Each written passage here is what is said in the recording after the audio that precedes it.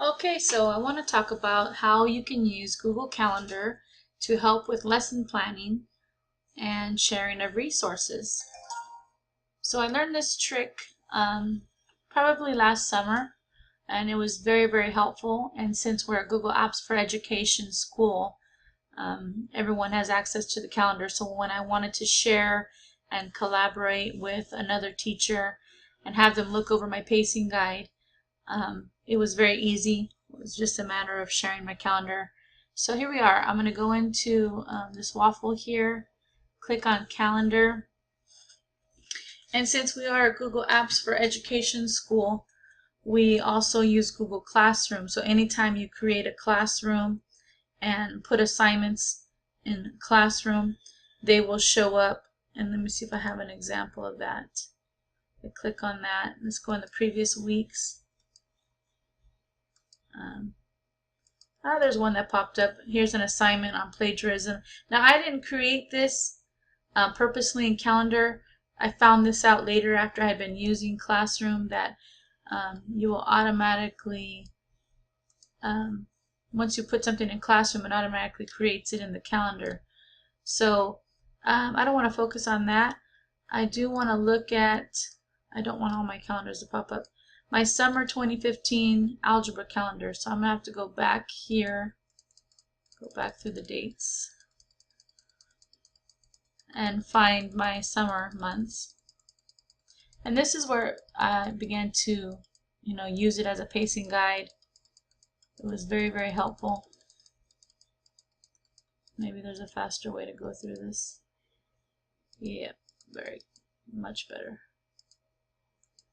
So you can see here my whole month of June 2015, and we had summer school for 4 days a week. Fridays were off, and we had I had a class where I had basically 4 sections or 4 periods a day, even though I had the same students. So if I click on Monday, June 8th, you'll see I put in here 4 different things here. I've got linear equations using intercepts, slopes, and then I've color-coded my quizzes and exams to be read.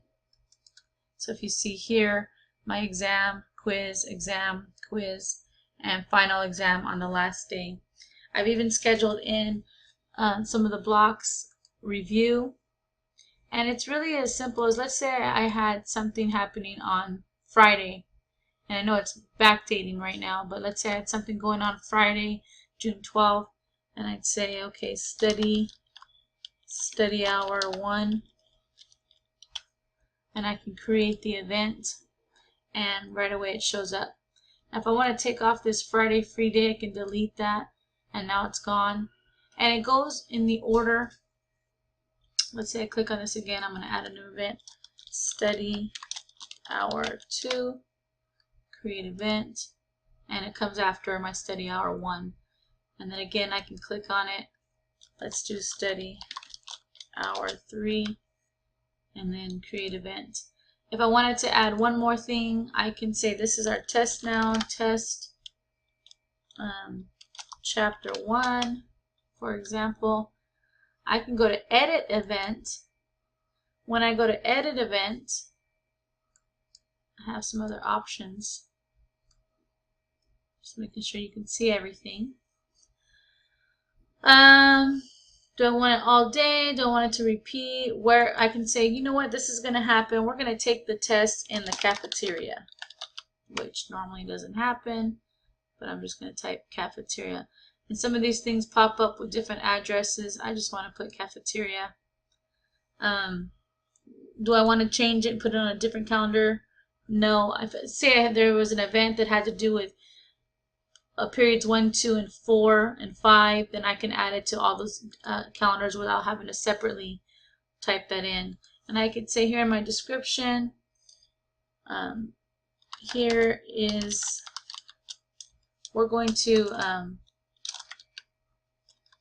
take the Casey. Let's say we're going to take the CA, which no longer is a requirement. So I'm just putting in a sample there. So say they were going to take the Casey, everybody's going to be in the cafeteria. I can put a note to myself for that. On top of that, I can add guests to this event, I can say, you know what, on this day, I want to make sure that I have Mr. Bell's assistance. And as I type in names, I can click that and then send that to Mr. Bell. I'm going to actually take this off because I don't want him to receive something that doesn't make sense to him at this point. But I can change the color. So I say I want to make this stand out. Maybe make this a green. Everybody's going to go so that when I close this out, you'll see the green on the other page, and I'll get back to that in a second. But I can make this public and I can make it private. So if I want, this is just for me, I want to keep track of what's going on in my classroom, I can mark this as private. I'm going to leave it as under the calendar default. I'm going to go ahead and save what I have. And over here I'm going to click on this and you'll see that I have my test chapter 1, which I called it chapter 1, and then in the description I wrote that it was for the KC. But you know, just to give an example, I can edit this. Let's call it edit the event. I can retitle this since I wrote KC in the description. And in the description I can just say all sophomores take the KC, and I've edited that, and I can click save, and here we are. So KC's at the top and we have study hour 1, 2, 3. I'm not sure why it went up to the top, but so this gives me, and if I wanted to, I could share this with my, if I simply had just the event scheduled and all of the different assignments, maybe I could have in here, say linear equations, I can edit the event.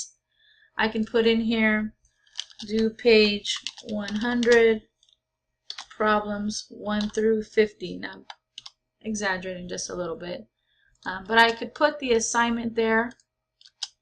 And again, if I wanted to color code it differently, I could. I don't need to. So I'm going to save this. And so if I were to share this calendar with students, then I could actually have them, and they can receive the calendar, go ahead and click on it, click on edit event, and they would see here is the assignment here. Another way that I've done this, oh, let me point out that you can click on agenda here. When you click on agenda, you'll see really a nice list view of all of the assignments. It's not going to show the resources or the description unless you click on it. So if I click on using intercepts, I'm going to have to go back to edit event and find if there is any page numbers here. And this might be a worksheet on graphing. Say that was my resource. Handout in class. Now, if I actually had a link to the handout, I could put a link here, and the students could retrieve that. So let's say I want them to go to, say, this link here. I could leave a link for them to go ahead and click on, and I could say instead, click on the following link.